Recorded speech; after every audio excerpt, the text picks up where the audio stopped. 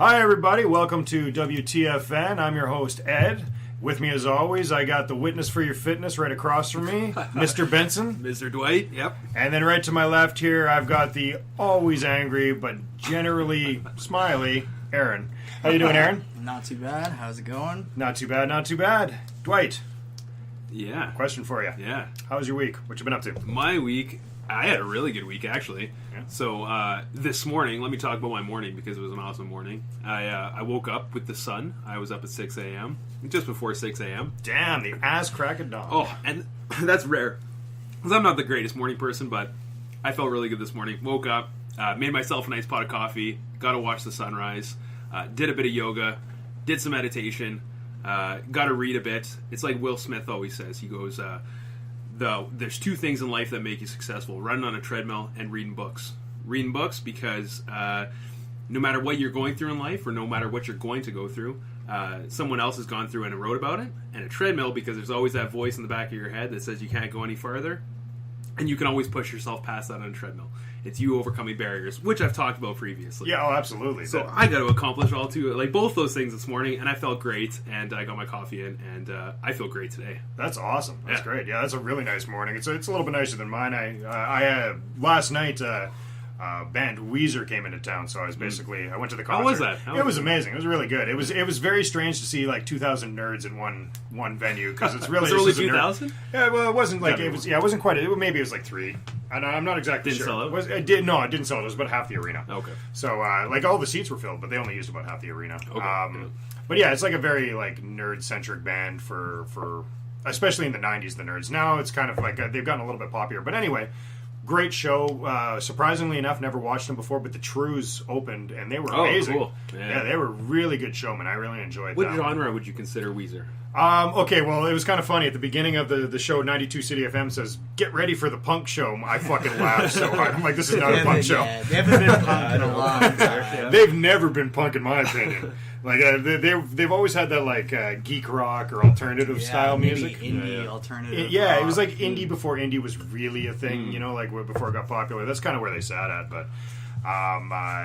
They're good. They're solid. You know, like lately they've been kind of moving towards a poppier style. They have a new track. I guess this is the album that they're promoting called "Feels Like Summer" is the name of it. Okay. Yeah, I could hear this thing on any pop station. That like if you're driving, this is going to play on your pop station. 103. For sure. Yeah, like 103. Ours is 103. Yeah, like Hot 103 or whatever it is. Yeah. I don't know if it's still called that. I don't listen to the radio anymore. Either. Yeah. But yeah, did that. Stayed up till about 3 in the morning. Had a couple drinks. Woke up at like 8:15. Not quite the ass crack of dawn, but I felt really good afterwards. It was really nice. As long as you felt good. Yeah, it was a really good night. Just in general, it's been very good. So I've had a good week. How about yourself, Aaron? What you been up to? Well, I had to get up early today to do this podcast before work. Aaron You're is welcome. not a morning person. No, Anyone I'm knows. barely an afternoon. He's the ass crack of 4:30 in the afternoon. Yeah. Years of medication and working nights has turned me pretty much nocturnal. But I managed to go to bed at like 11 p.m. Didn't fall asleep till like maybe 1. Actually, I'm not even sure if I slept. But I woke up at like 7:30 this morning, which is like Now, not when you're fucking normal. sleeping, do you just like when you go to bed? When you say you go to bed at 11, you just like lie there, with Yeah. your eyes closed? Yeah. Yeah, wait, what's your process? Do you get yourself kind of almost passed out before you go to bed, or do you go to bed and just hope you pass out? I take my medication, I wait a little while until it's kicking in and I'm starting to feel drowsy and like shit, and then I'll go to bed, and then it'll usually take a little while after that, and I'll just lay there. And just be out, eh? Yeah. Well, I must Think say, cynical thoughts. I woke up at... I woke up at 8:30 and looked at my phone, and there was a fucking message from Aaron being like, "I'm up. What the fuck? Yeah. What is happening?" Every time I Something's wake wrong. up early, I message all I my know, you friends called and me freak and you them were out. like, Aaron's awake right now. I was like, what? There's Never no slept. way something's fucking wrong. Yeah. So, what the fuck happened? What the fuck? So yeah, if you don't already know, this is WTFN. What the fuck, or why the fuck not? And it's just a podcast where 3 friends sit around one table and bring some random topics of discussion for your amusement at home. Today, I think we're going to start off with Dwight because he's got a really cool topic that I'm really excited to talk about this one. So yeah, I think we can talk. All of us can probably talk forever about this topic. And I want to go into this being like, I'm not biased on either. Like, I'm not one-sided. I know there's going to be pros and cons to this. I'm not saying my view is going to be the right one on it because I'm sure a lot of people will dispute it. But the question basically, I have 2 questions that I really want to get answered in this discussion. One is, what's the problem with the educational system? I think we can all agree that It's flawed. it's flawed. There's for sure, and there's room for improvement. So there's going to be pros and cons to both sides of this argument. And the second question I want to ask is, do schools kill creativity? So does something happen in the midst of it all where, you know, you probably miss, like you lose what you want to do when you're a kid, when you're older? So like if I asked you when you were like 5 years old, which... I think an important side note to begin is we should say that we are in Canada, because this could vary greatly depending on if What- you're in what Europe country or you're if you're in. the States. Yeah, the States is very different from like just that one border makes a huge fucking difference between what's happening down there and what's happening up here, but educationally. Yes. I still think that it's flawed in almost all systems, though. For sure. Yeah. Yeah, I would agree. And you got to remember, like, schooling and universities kind of came in at the 19th century in order to like boom in the industrial industry. Like, it was to train people for work, right? Like, that was kind of Trades, right? Getting your trades yeah. together. Yeah, exactly. Be a Like, mechanic. Be teaching them how they can help, and exactly. Yeah, that makes sense. Whereas, like, I don't want to say now it's not so much like that, but I think we veered off in a path where education's kind of like a stigma that people will hold. Like, if I said I was less educated than you were, you might treat me differently based on my education level. Oh, absolutely. So- And it's not even purposeful, I think. I think that's No. it's a stigma that's been in our society that makes everybody kind of do this. And it's whether it's intentional or not intentional, it seems very present and Yes. and at the forefront of what's going on. It's there, right? Yeah. Like, if you're saying you're a doctor, a lawyer, a university professor, that's almost like, you know, you're at the top of the totem pole as far as like education goes, right? Like, Absolutely. in all fairness, I agree with you. I believe that stigma is going down a little bit. Say now in times you see more and more people saying like, oh, look at Steve Jobs, Bill Gates, these guys never graduated high school. Right. Whereas before, if you were to say I never graduated high school, again, people would look down. You're going to be a ditch Right. digger. That's what I was Yeah. told as a kid. Yes. You know, like, you're going to not graduate high school. You're going to be digging ditches by the time you're 33. I was told that too. Yeah, Yeah. exactly. You're gonna be, and like, it's important to think too. It's like, in Canada, I pulled some stats up. This is in Canada. So Stats Canada said that roughly 60% of university students will graduate. 16% will graduate and then continue through to their masters.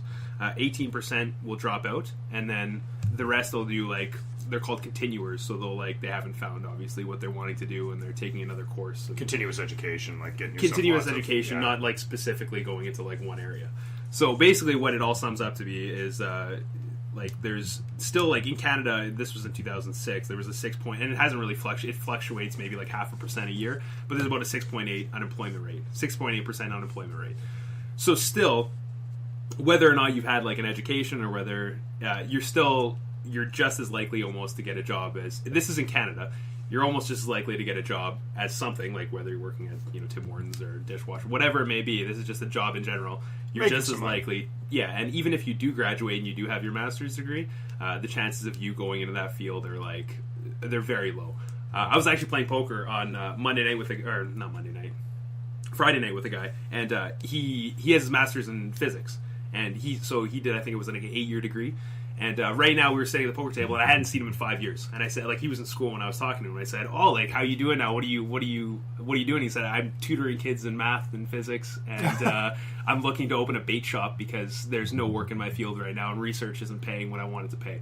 Gee, well, So- that's the thing when it comes to scientists, is everything's off of grants almost. You know, that's how you make your money. Yeah, Is almost directly off of just grants in general, which is Totally. like kind of crazy to think that you have to rely on somebody believing in what you think, as Yes. opposed to having a steady job. Like my job, I go in, I get paid doing what I'm doing. It doesn't matter what's going on that day. I go and I do this. Yes. I couldn't imagine not having that indeterminate, like, I'm going to make this much money yeah. The security is if not I there. do it. Yeah, it's weird. And you spend 8 years kind of like focusing, and here's like, I'll go into this as well. Like, during his career, like when he was during his time in school, one of his complaints too is that he had to take electives that weren't even anything to do with what he wanted to do when he was older. So like, the example I'm going to use, why I think it's kind of flawed, is I used to be manager of a gym, and when I would go and recruit trainers, I would do recruitment fairs. And in Canada, there's really only like two ways. Well, there's two major certifications that trainers usually have. It's either CanFit Pro, which Good Life owns now, which is like a personal training certification that you can go in. It's not a long course. You can get certified to be a personal trainer, or you can take kinesiology. You can get a kinesiology degree and then work your way into being a trainer. I found when I used to go to these universities and I would speak to these kin graduates about like, where do you see yourself going with this degree? Training is an option, and I would try to recruit them obviously for the gym.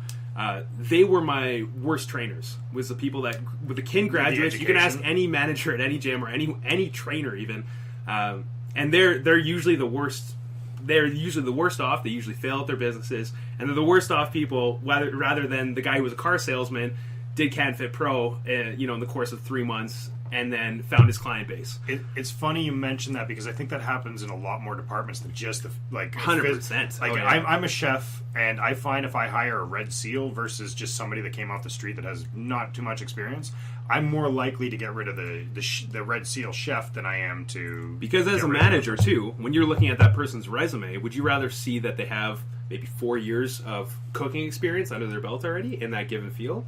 Or would you rather hire them because they've just finished their Red Seal and they have no experience in a kitchen, they've never worked in a kitchen before, and now you're hiring them because they've learned the numbers behind it. Yes. Well, this is why apprentices and journeymen are a thing. Like, yes, it's you have to do the school for a certain amount of time, but until you have real world hands-on experience, you don't necessarily know what you're doing. That's one of the pros for sure, right? Like when you go to Red River or college or something like that. And trades are they're doing it right in my opinion as well, right? Like you have to log a certain amount of hours. Oh yeah, you can't just take the education off of it and be like, I'm ready to go. Like, of course they're going to fail in those situations. Well, part of the course 100%. Is usually job placement. Yeah, job placement for a year. Yeah. Which I know some people that have done like our college out here, Red River College, where they try and get into the placement. It's really hard to find a place that'll just take you on to like learn, even at free, because it's basically what you're getting this person for. Yeah, it's like you don't have to pay them. Yeah, you're barely paying them subsidized by the government for a lot. The government pays them to come in and do it, so they're just there to learn. So it's free labor for you, and it's still difficult to get yourself placed in something to learn. Like,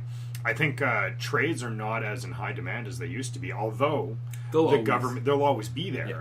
But the government says, oh, we're super high demand for all tradespeople, but it's hard. I know a couple welders that couldn't get in. We have a friend that took carpentry, and he can't get a job in carpentry if his life depended on it. Yeah. And that's another thing, like nobody wants to hire the inexperienced, but nobody wants to hire the experienced either. They want this like weird plateau in the middle.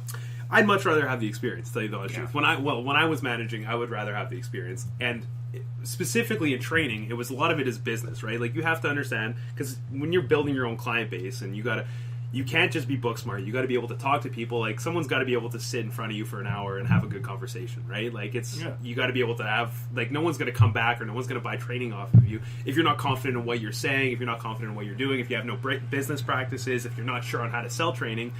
You can have all the knowledge in the world behind it, but if you can't gain a client or sell training, then what's the point? You're going to make no money in the field. Like, there's no way you're going to find a client base. If you don't believe in yourself, how do you expect anybody else to believe in you? Exactly. It's the same thing in the field I want to go into, which is IT, whereas they'll train you as much as they can in the actual computer element of it, but they rely on you to have a communication element, because that is a very strong part of it. You need to be able to tell these people what's wrong with their computer in a way that they can understand, which in the tech field, not everyone has that. Oh yeah, you can tell me lots of stuff about computers, and I will just shake my head and say sure. Yeah, and I won't know what you're talking about. Yeah, it happens every day with me.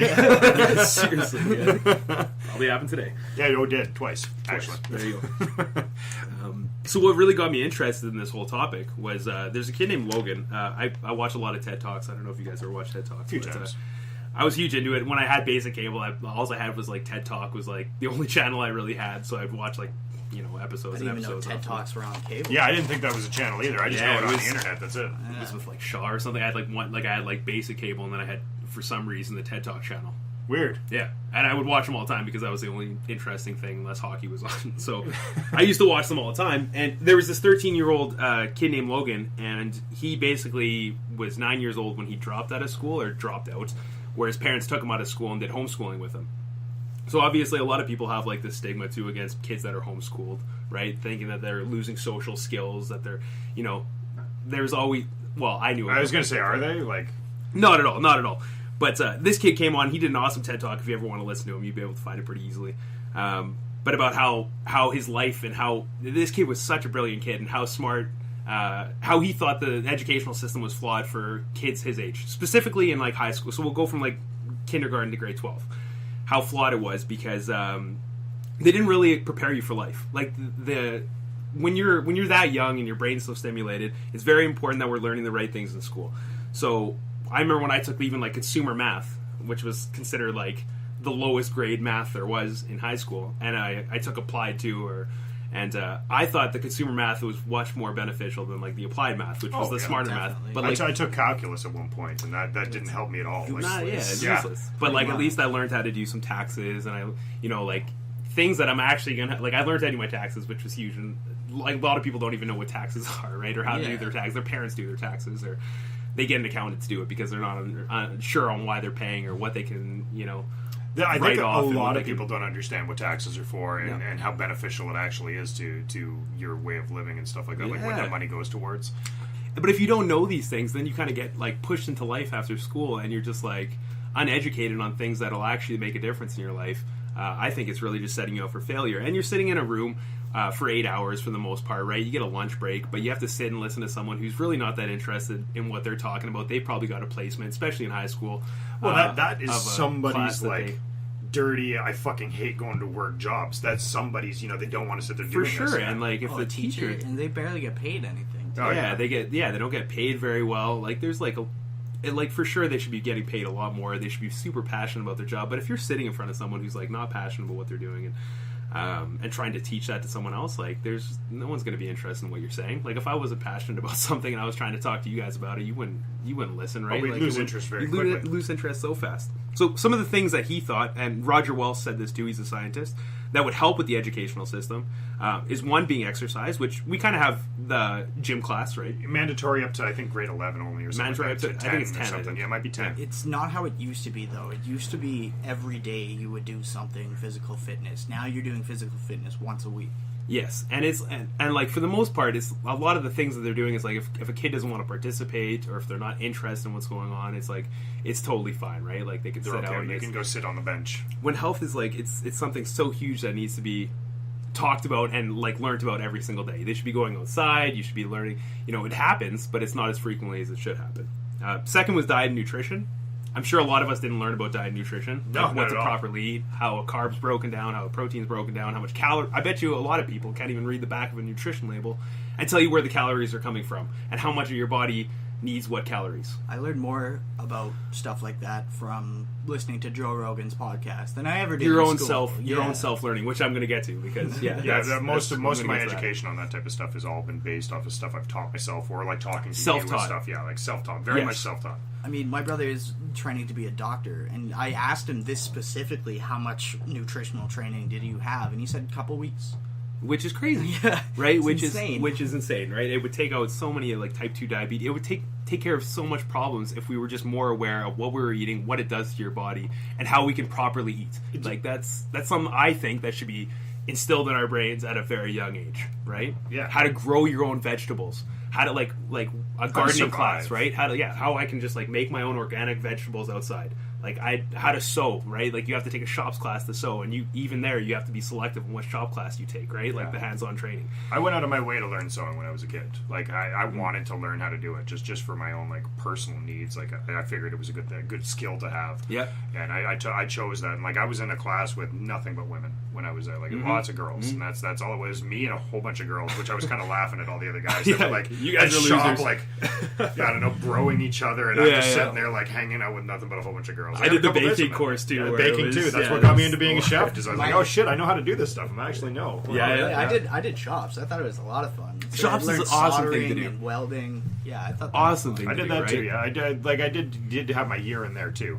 Mine was woods, not so much electronics. I did that, and I just that was a dropout for me. I couldn't do it. Yeah. Like having to do the soldering and stuff, I couldn't do. But I woods, did electronics I loved. and metals.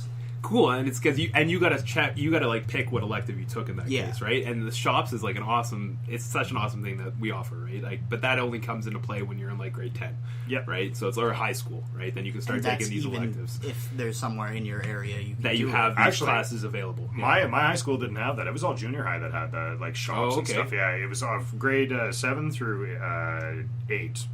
So those two years, Okay. you basically like learning that stuff there. And as soon as you go to my high school, the only extracurricular that I had was drama and Music, maybe? music. Yeah. That's it. Yeah, band, drama and band and art. Yeah. If you wanted art, art wasn't much of a class. So you just sat. Everybody took it just to get Just a free the fucking free, credit. I did it too, yes. Just a free credit. That's all Yeah, it was. exactly. Third is going to be, fourth is going to be, or third is going to be time in nature. So having that connection with nature, being outside, we know how healthy it is to be outside. Oh, yeah. To take in how we talked about on the last podcast, how good it feels to be outside and how you can soak in the energy for it. Kids don't get enough of that either. Courses aren't like, you can't on a nice summer day, if it's like, there's chances are you're not going to go outside and, you know what I mean, learn how to make a fire or learn how to like, you know what I mean, like skills that are going to teach you life skills is what I'm basically getting at, right? That you're not getting taught. I believe we had a course like that, but that was in like grade 11. Scouts.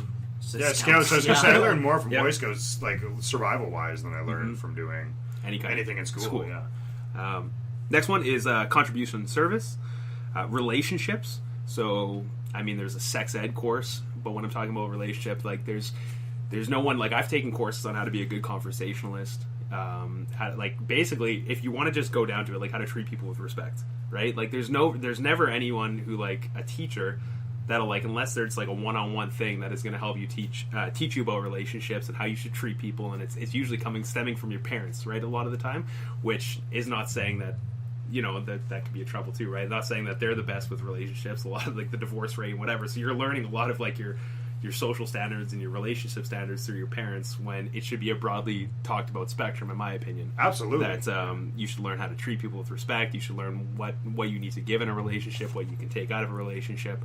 I don't think I learned any of that from school. I learned all that from like the way I You don't watched learn my from father. it at school at all. Yeah, I learned that from watching my father, how he treated my mother. Mm-hmm. And a lot of my values and the way that I am today was based off of not them teaching me necessarily directly. Yeah. It was for me just observing and seeing how this is what you're supposed social to do. influence is the biggest. Yeah, it's for sure the biggest influencer there is, right? You could make the argument that you get a little of that in school, not by the curriculum they're teaching you, But because you're forced in an environment with a bunch of young people. yeah, that's where Yeah. I think one of the bigger, That's a better pro, aspects of school right now is the social aspect, Mm-hmm. like you guys brought up earlier. It's not necessarily you're learning critical, important things, because the stuff you learn in history is dead fucking wrong.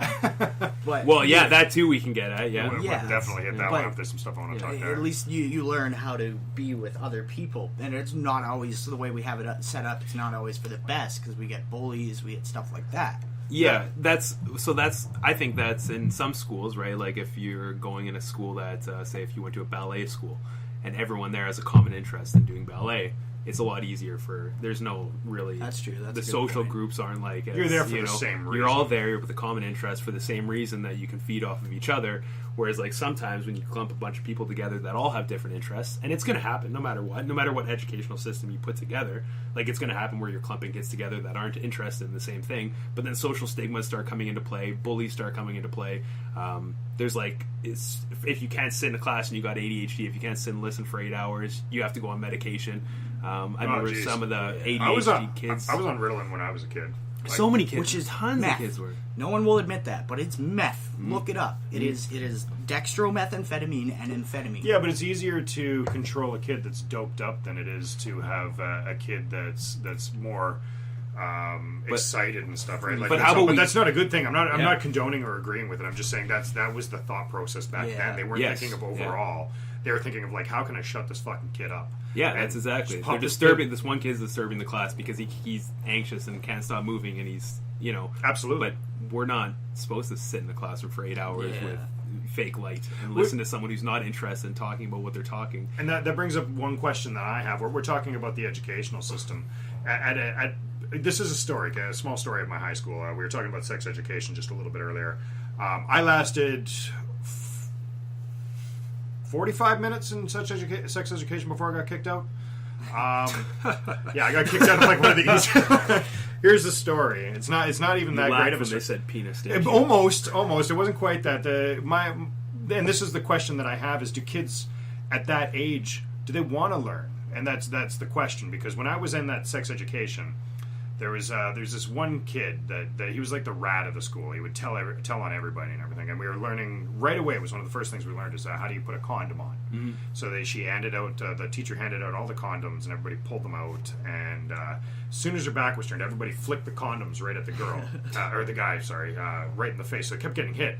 But they also had a dildo that you were supposed to put it on. And I was watching like it just. They didn't give you a banana. They gave you a dildo. They gave us a dildo. It was a rubber dildo. God. So I was watching this guy. Whoa, you're putting your hands out like it's like 4 feet it's long. Like this thing. It's one of those double-ended over the shoulder types. Just hold it up.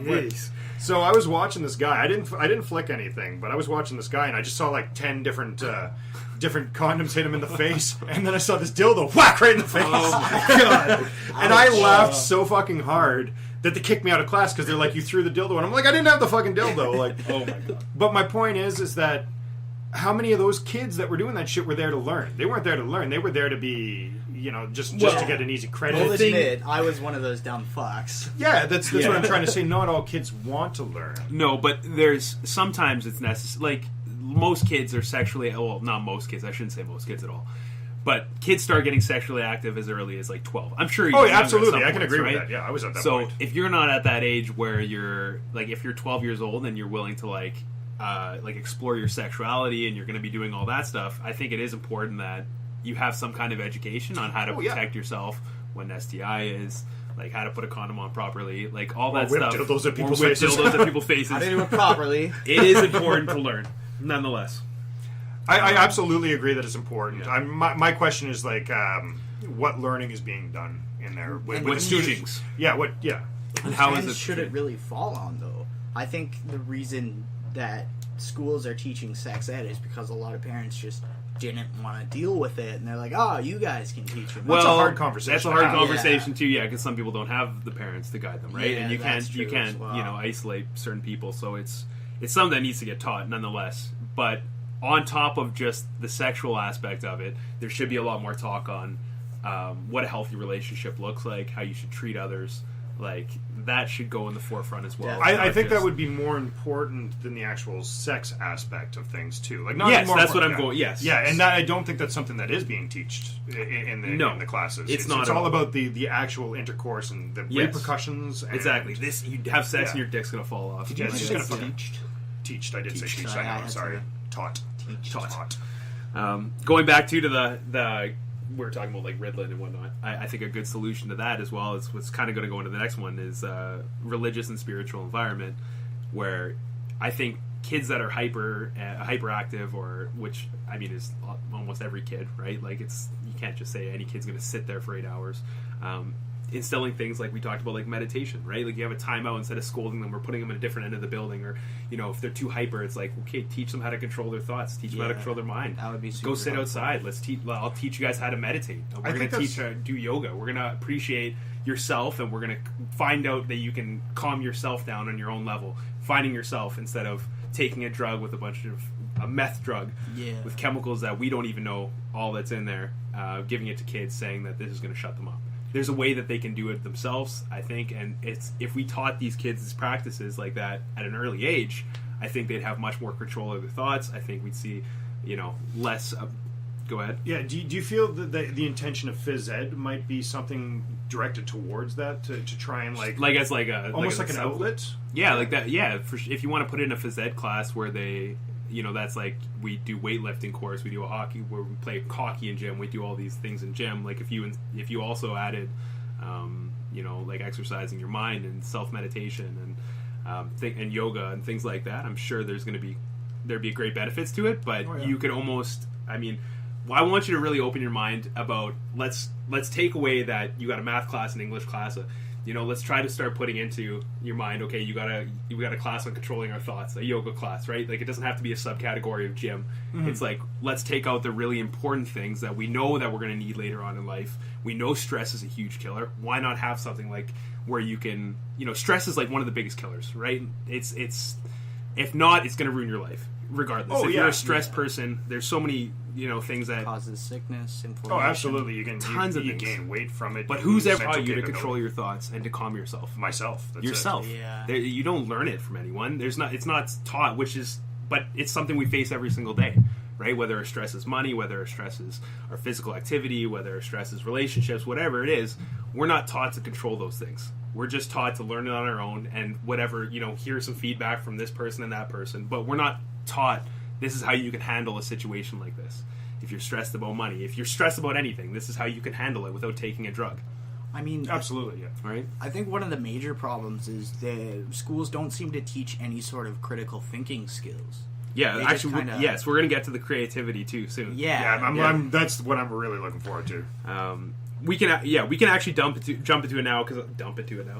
we can jump into it now if you guys wanted to, but no, we should. I think you're onto something here about the mental state. So the last one, yeah. So the last one is religious and spiritual environment. So I'm not saying that there should be a religious class, but there for sure, if there's someone who's interested, we should accept all religions for what they are. If it's a spiritual, if even if you don't believe in religion, if you, like I said before, if you want to encourage and find your own spiritual self. Or have self-awareness, you can call that spirituality. Absolutely. It doesn't have to be guided towards a god and a religion, but be open to all of that is what I'm saying. Yeah. I think that's super important. And if important. we didn't judge people so much on things like that, right? Like if we understood about the Muslim religion, if we understood about Buddhism more, if we understood about Christianity more, we wouldn't be so maybe vindictive is the right word towards some of those beliefs.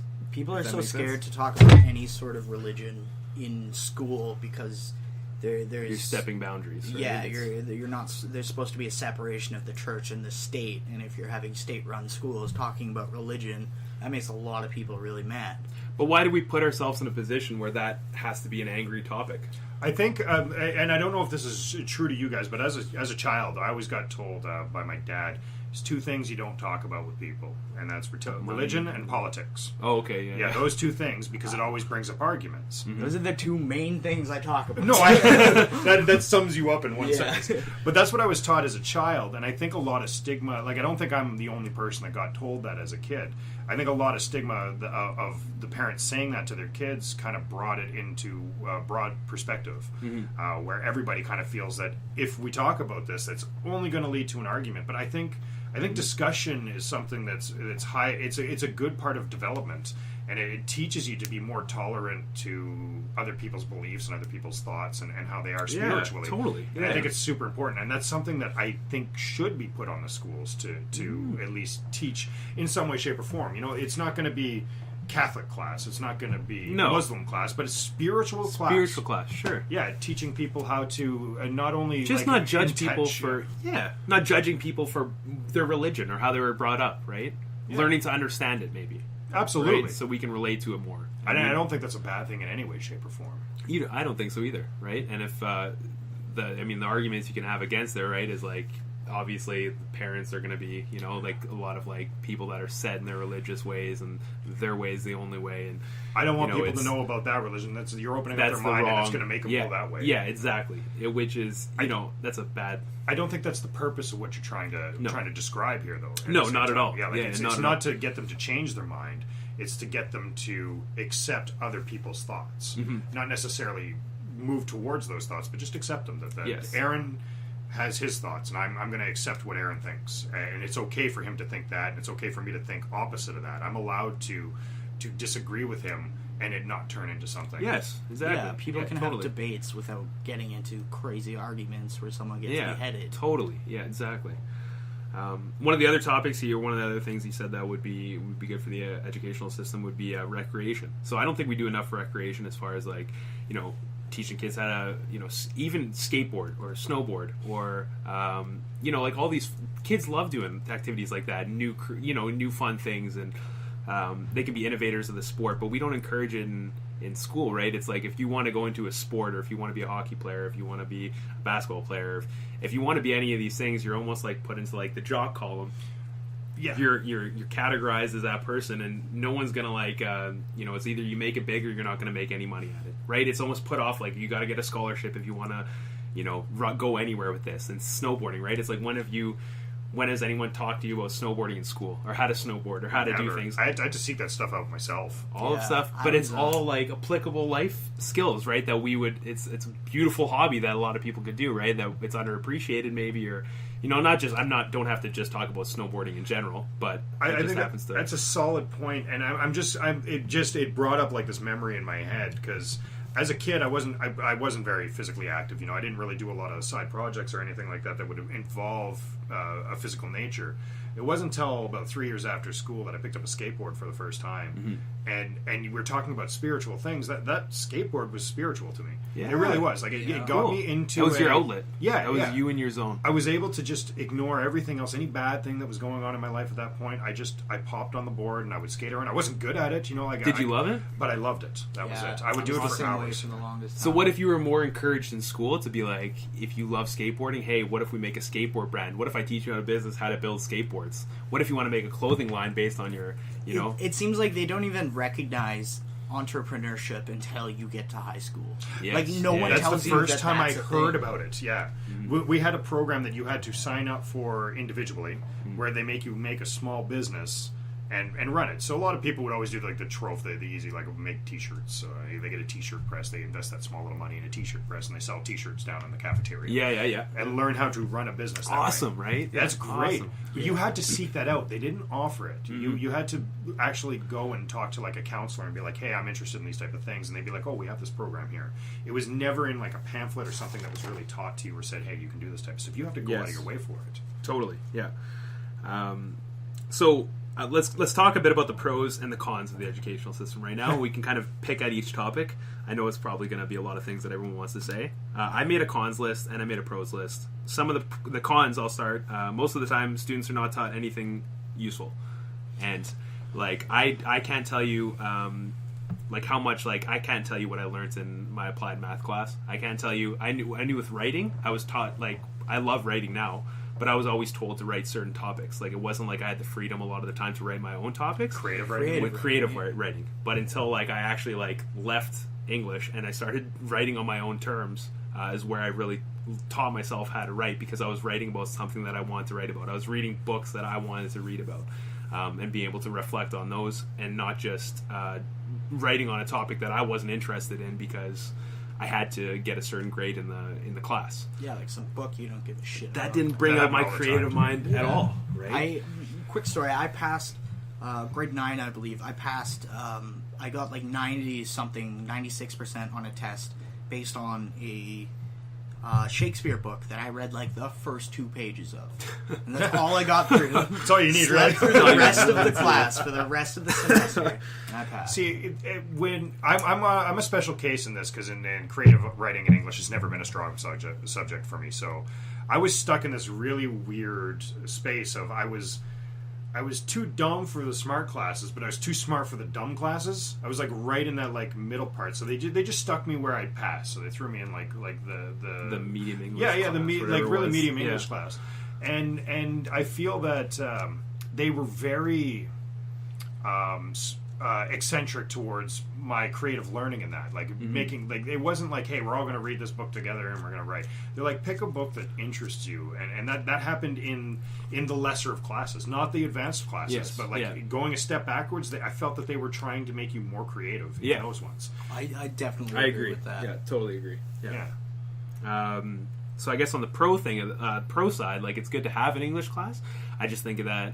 Again, we can make it more creative, and you can exude your ideas out of yourself. And if we made it more individualized, I think there'd be more writers. I think we wouldn't just encourage it just to write an essay just to pass, you know what I mean, memorize a bit of a book and put your theory on it just to pass a grade, but to write about something you're really passionate about. And that really makes the true innovators in the world, is when you're passionate about it and you're encouraged to write about it and you got the support of a class maybe.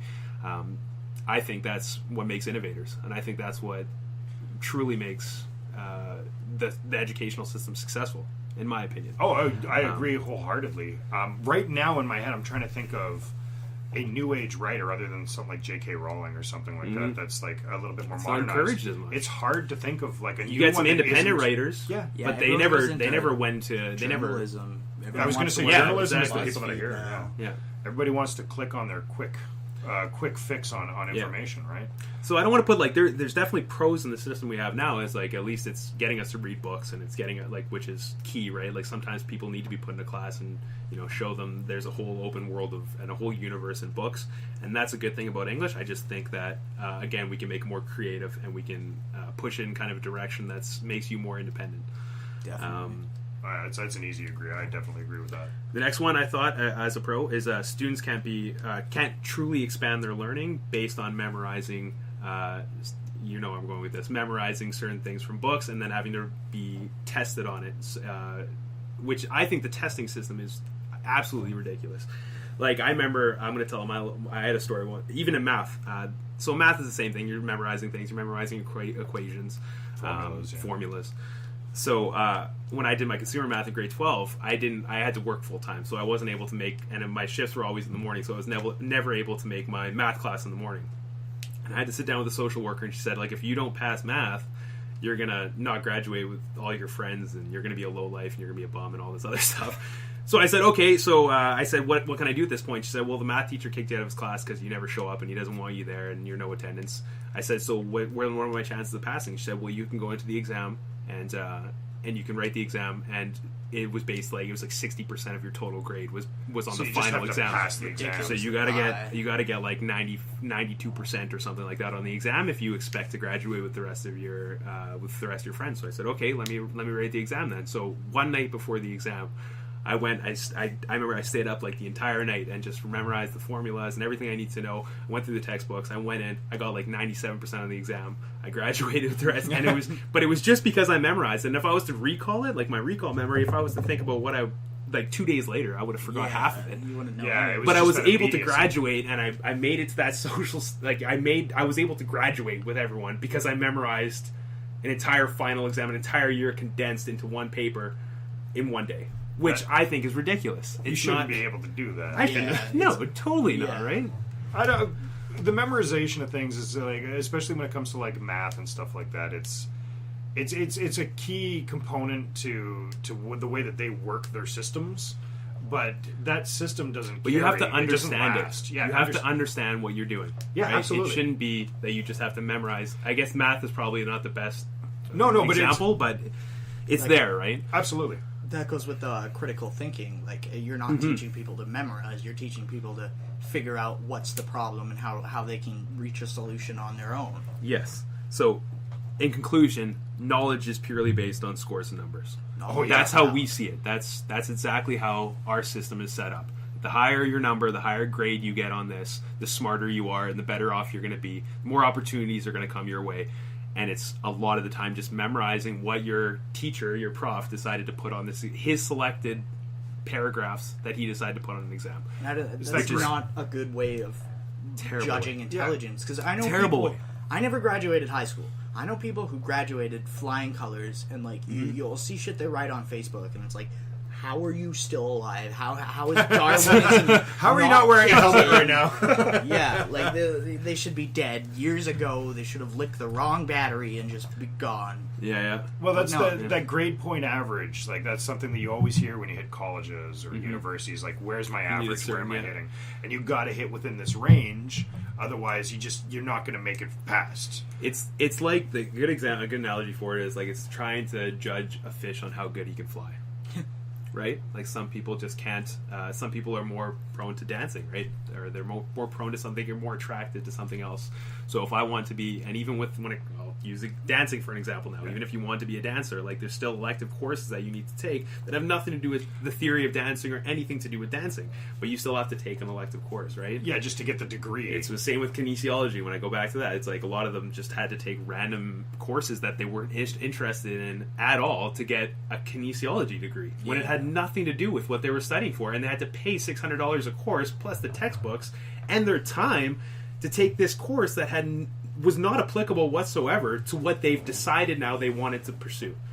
So I can see like in University 1 or something when you go in and you're kind of taking random courses and stuff like that to see kind of maybe this is what I want to do, and you're not sure of what you want to do, but when you've decided, okay, this is what I want to do, this is the degree I want, and you still have to be pay $600 to take this course that you're never going to use. Pay this to go to this course. You got to sit. You're wasting your time. You're wasting your money. You're accumulating debt, and none of it's going towards where you actually want to be with yourself. And you've already chose the career you want to be. And if you decide at any time that that's not what you want to do, well, too bad. You can't default on your student debt. Loans, yes. Yeah. Which it just doesn't make sense that it hits that point. Like, well, it makes me think of, like, what is the school's deal? Like, why do they make you take this course for this? Is it just like, oh, nobody's taking this fucking course, so let's just group it in with architecture? Yes. Yeah, like, just throw it in there. That way, there's a meaning for it. There's a reason for it to be in there. Because that was something I looked to do when I was younger, was get into architecture. And I can't remember the class that they were trying to make me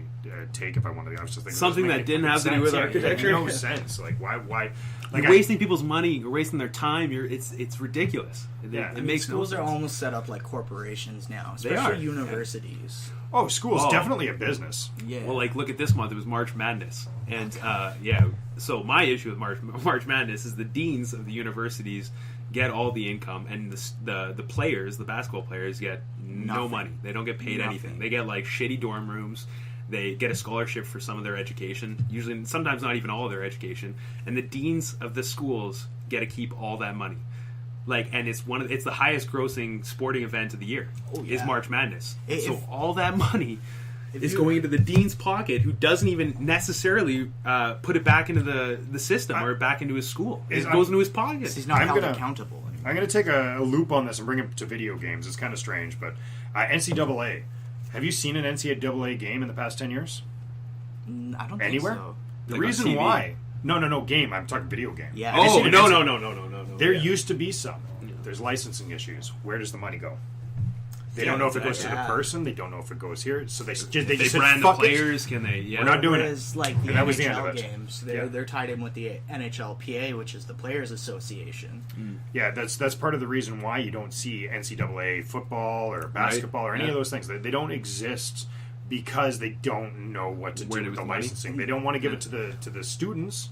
I'm not sure why they don't want to. Like, it is their likeness. It is, like everything. They're bringing the money in. Yeah, they're bringing the money. They're the ones putting their bodies on the line. It's massive money. The amount of people money. that show at just like any random college football game is more than we will NFL have game. at our CFL Grey Cup, which is More than essentially NFL the games. Super Bowl. Yeah.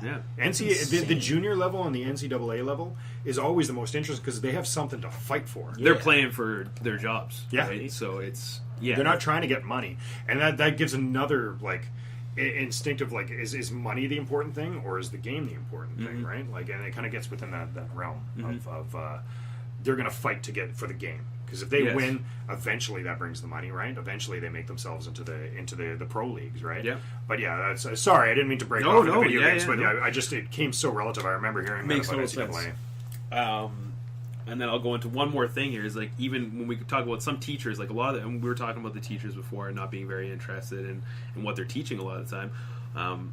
A lot of them have to like have their students have a certain grade in order to Like a success rate, almost? Yeah, like you have to have a certain amount of people passing at this grade in order to like, I'm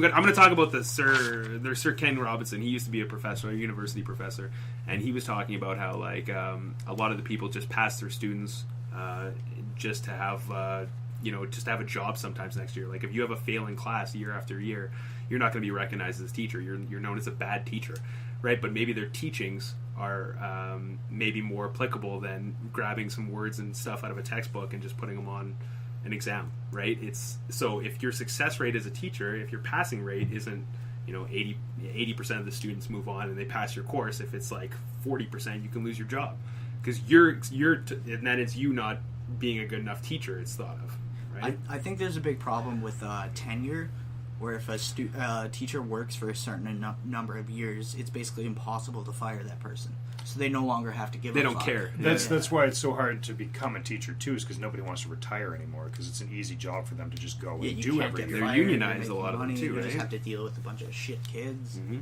Yeah, it's easy enough for them to deal with.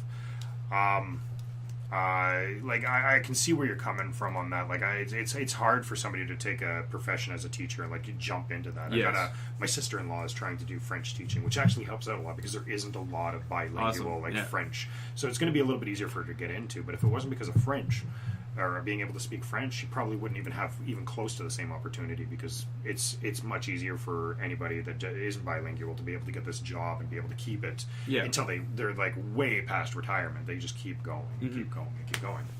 I guess in conclusion, I'll talk about is just so the questions I had: do schools kill creativity? I say yes.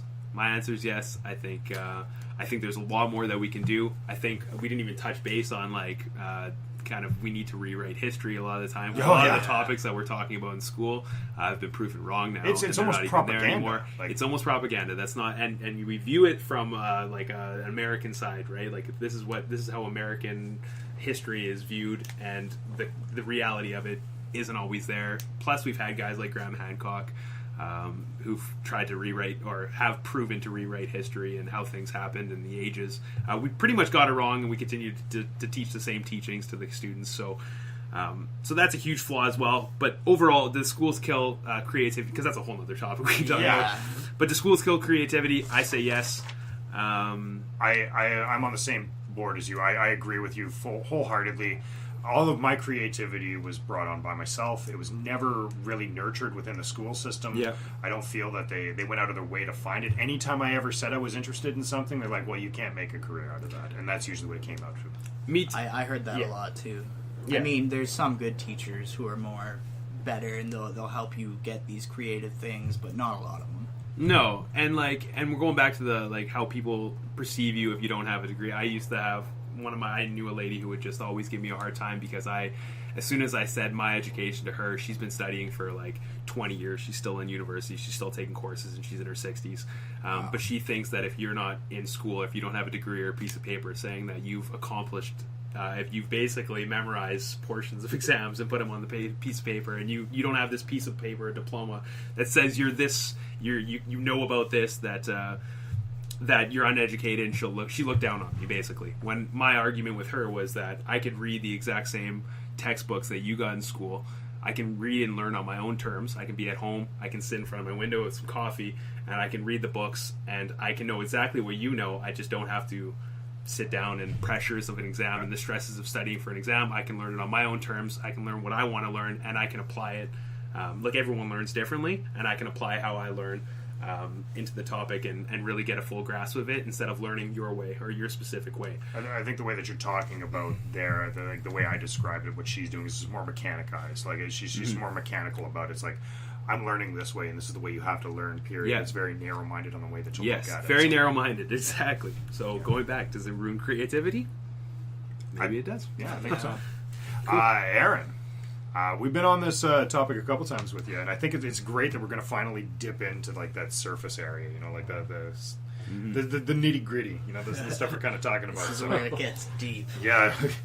Warning. This is just a warning to people out there. This is Aaron talking. So yeah, I'll try not to get as technical and as in depth as I did last time with the Bitcoin talk, but there is a lot to go on, and if you want to learn more, I suggest watching the documentary Deep Web by Alex Winter, I believe is his name. And then there's a website called Antilope, ANTILOP.cc, that has an entire timeline of the Silk Road and what went down. There's also a backup of the Silk Road's forums somewhere on that. Well, that's the whole Silk Road timeline thing is something I've never truly I don't want to say understood, because I kind of know what's happened with it, to a degree. On like I said at the beginning, it's a very surface level of it. So that's why I'm kind of excited for this topic, because it feels like this is more surface level, within a little bit more comprehension on it. Not so deep into it, but this is what's happened, and I know that this is well documented. Very well. Yeah, within the communities, right? So. I mean, I've been studying this for several years now, and I don't even think I know the whole story of what happened. The truth is, right now, no one really knows. It's a lot of this person says this, but the other opposing person is almost saying an exact opposite. Yeah, hyperbole. Yeah. And then the government has their own, like, this is what happened, which is the one that I truly don't believe. You know, like, I and it's not about being, like, against the government. I just don't believe the way that they're saying lied to us so many times. Yeah. And there's a lot of holes in the way that they say it, too. So, like, then that's kind of what I'm seeing with this. So I'm kind of curious to see somebody who's been, like, not studying it, but putting a lot of effort into the actual knowledge of the timeline. And the timeline is what's really going to, like, eventually get us down to what's closer to the truth. Yeah.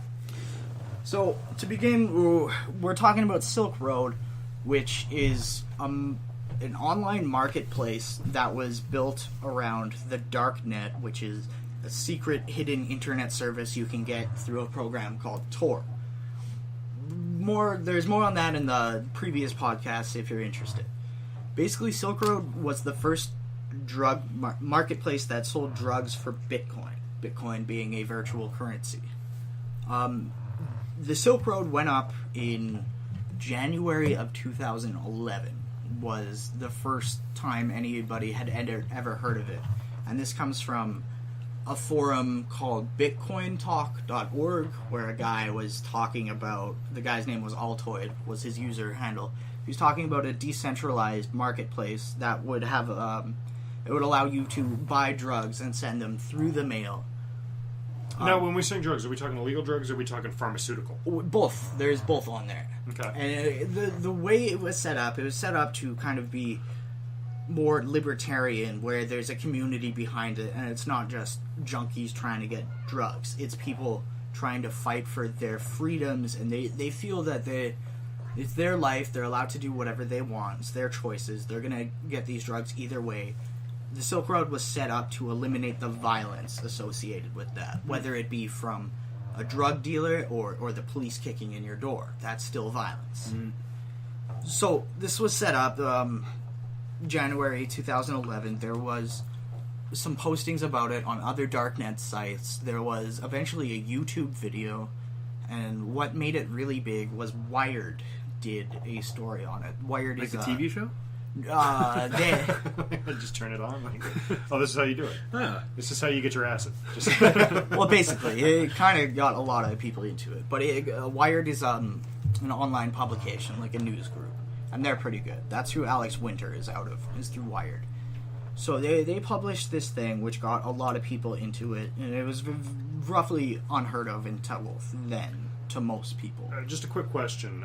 From the beginning point of like conception to when Wired did it, what was the popularity of it? Did you find was it a high user base, or do you think it was a very moderate, like small amount? Around 1,000 users. Okay, that's pretty small. So the publication happened in, I believe, June, which is like roughly 6 months after it began, and that was responsible for pretty much doubling the amount of people going to the site. Wow, in 6 months, that's a very short period of time for something like that. Yeah. Eventually, about, I'm going to say it was a year later, they announced that they had a really great year and that they were going to try and focus more on the community.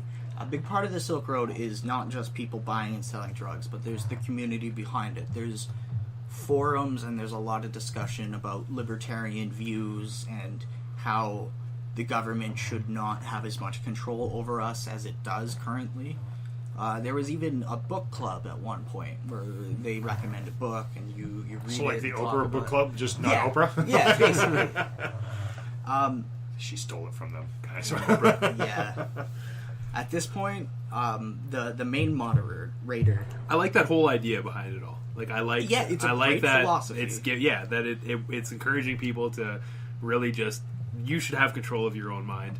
You should be able to decide whether or not you're taking drugs. I hear Rebel Radio is what I hear. You know, like having those pirate radios back in the 70s. Same sort of concept, just more about products. Yeah. It's basically the free market will decide what's going to win. If someone's selling really shitty drugs, then no one's going to buy it. It's going to go away. Yeah. So the moderator, the main moderator, decided he needed an alias. So he went by the alias Dread Pirate Roberts, which this is where I've come in. This is where I know about. That was from The Princess Bride, wasn't it? I believe that's it was. the name of it. Yeah. Yeah. Basically, Dread Pirate Roberts is a name that's given to someone like, I'll give you the Dread Pirate Roberts name. You'll do what you need to do. When you retire, you'll hand it on to someone else. Okay. So it's not necessarily the same person. You're not dealing with the same person. Exactly. The Dread Pirate Roberts could be several people. So he set this up. That's what the book club was the Dread Pirate Roberts book club. So he set up this book club. At this point, no one knows who this is. No one knows who's running it. They don't know where it's based out of. None of this stuff, because it's a Tor underground Darknet market, which is not on the public web. All the IP addresses are hidden. Around here is when the police started to take notice of it. And I believe sometime in 2012, this child, I shouldn't call him a child, he's probably a teenager, around 14. He ordered drugs. His mom noticed that he was pacing around the mailbox, always wondering what's in the mail. So I really need my mail, man. Yeah, I really need my mail. She's like, why is Waiting this for kid? something. Eventually, she finds a DVD box. She opens it up. There's a white crystal, probably MDMA, maybe meth. Who knows? Now, she freaks the fuck out. She ends up getting involved with a governor.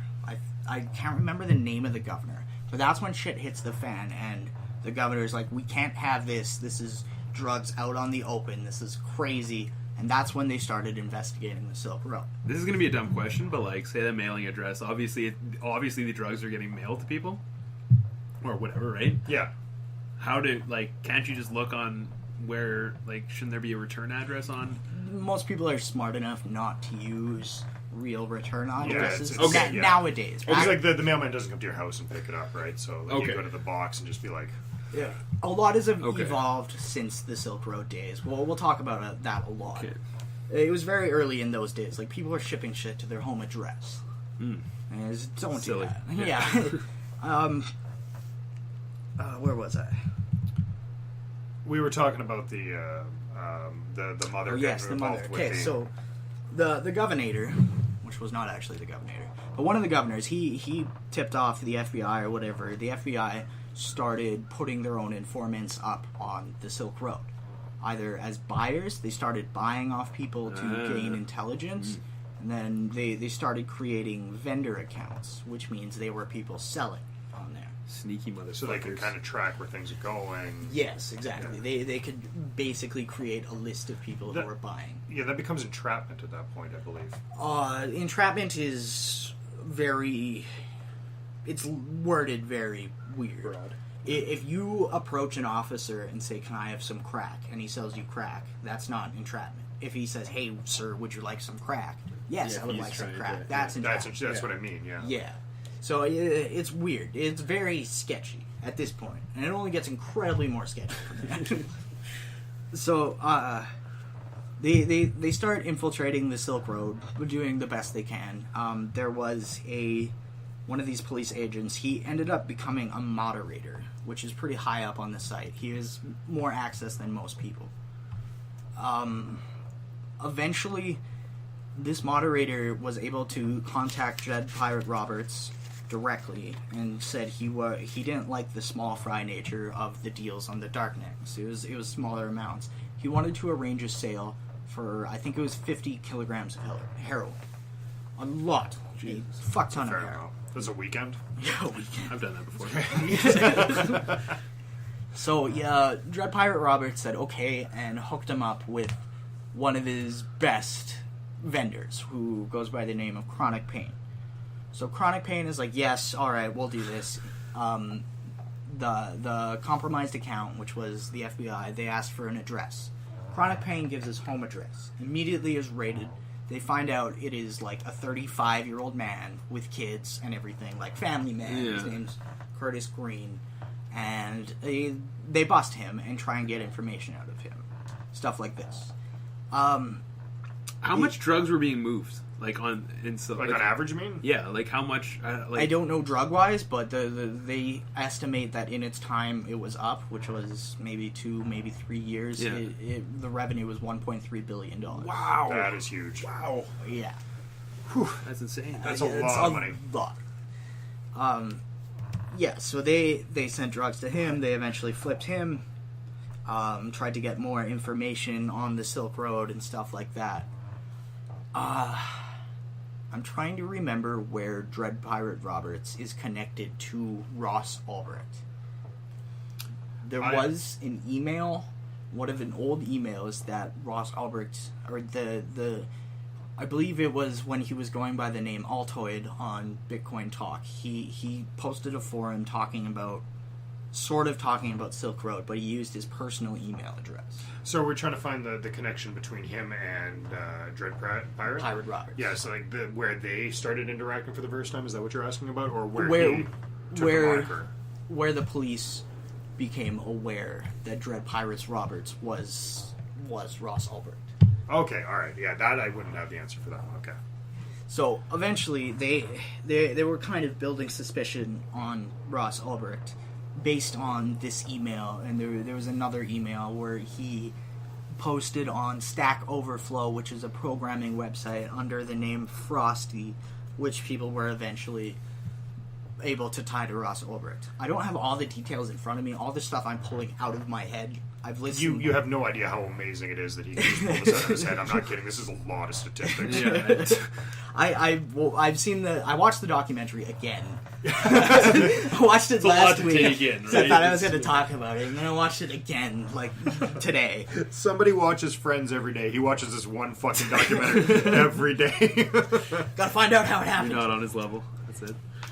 Okay, so eventually the FBI, the postal inspectors, they intercept a package going to Ross Ulbricht, which has 7 different IDs for different states, countries, that don't have his name but all have his picture.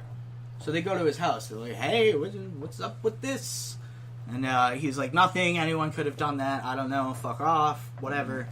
And no charges were pressed. They just left. I just hear a Jerry Seinfeld joke. Is that, "What's up with this?" What's up with that? So they get there, and they literally have nothing on him. So they just kind of walk away from it. Basically, there's nothing. The picture's the only thing that ties them. Yeah, but there's no proof that You can't trace it. He ordered this. Yeah, we could easily send a package with Dwight's picture in the package, and they can't say that this was his. Yeah. Exactly. So they eventually just kept on it, kept watching Ross, kept watching the Silk Road, and here's where shit gets weird. They were able to arrest Ross Ulbricht. There was one of these moderators who was an FBI. He was talking with Ross Ulbricht, and he said, "Hey, I need you to go check something out." Ross immediately went to his public library to use his internet access, where as soon as they noticed he signed on, he was immediately arrested. They arrested him logged into the Silk Road main web portal, which shows that he is the administrator, and he could see all the messages that were going on. So he got arrested. How long after? So how long did this last? 3 years? About 2 years, yeah. 2 years? 2 years. And so then they caught him, and then that was kind of the end of it? No. No. Okay. My This is question where was, it though, begins. Okay. Ross Ulbricht, what was his charges on the initial arrest? Was like trafficking? Like, what was the actual charge that he was got arrested for? It was initially something to do with conspiracy and murder for hire. That's where I clue in. Yeah. Okay, at the murder for Which is hire is what where I'm I going to know get into. the most. Okay, all right. So, to this day, we still don't know how the FBI was able to get access to the Silk Road servers. But at some point, the FBI got access to their servers, their public server, which should be very, very hard to do because of how everything is set up. They were able to make a backup of it, copy everything on there, all the people's passwords, their messages, everything. Does this also include, because in the last podcast we were talking about Bitcoin transactions being tracked, does that include that as well? Yeah, you can see the Okay. Bitcoin history between people. Okay. So that they have all that. Now, the FBI guy who did the indictment, who wrote the indictment saying this is how I got in, he said he was able to, he saw a CAPTCHA. You know, those little things that say, "I'm not a robot, enter this text." He saw one of those, and he said it was somehow transmitted over not Tor, like it was public. So he saw the IP and was able to get it. Makes no sense. There's no way you can get in using someone's CAPTCHA. not only that, in the evidence that he submitted, the picture of the thing that it shows him got into was actually a portal to sign into the account as an administrator. So right there, those things don't add up. That's 2 red flags right there. So do you feel that we're not getting the whole truth in this situation? Conspiracy. Yes, Okay. many ways. There's a lot of things that don't add up. So where this murder for hire comes in is sometime, I believe it was in 2011, just after their first year, so it might have been 2012. There was a hacker who said he had gained access to a bunch of files, including messages, addresses, stuff like that, and he asked Dread Pirate Roberts for some money, or else he was going to leak all this data. I think he asked for like $500,000. That's peanuts That's compared. it? Yeah, I was going to say, that sounds like peanuts for the amount of stuff that he could potentially be leaked. Like 500. Yeah. Eventually. $1 million. Yeah, 1 million Bitcoin. Like that, there's not even that much Bitcoin. Can't do it.